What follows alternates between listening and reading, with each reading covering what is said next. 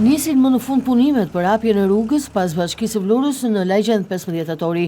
Ndërtimi i sheshit para institucionit vendori, projektuar si një shëtitore, prej disa kohësh kishte krijuar një situatë shqetësuese për banorët e zonës, të cilët janë të bllokuar, e se automjetet e tyre e kanë të paaksesueshëm këtë zonë për të shkuar në banesat apo bizneset e tyre. E nisur nga kjo situatë, bashkia vendosi të ndërmarrë një zgjidhje provizore, duke hapur një rrugë tjetër që të jetë aksesueshme nga banorët e zonës. Punimet kanë nisur tashmë e po ecin me ritme.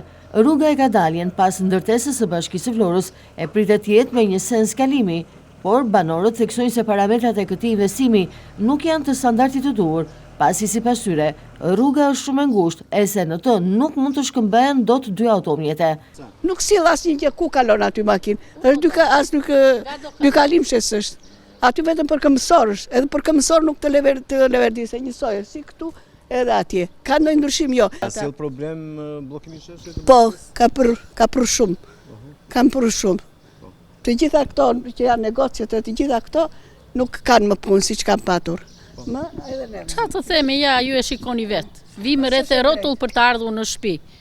I bllokuan të gjitha rrugët, nga të vesh që të vesh në shtëpi.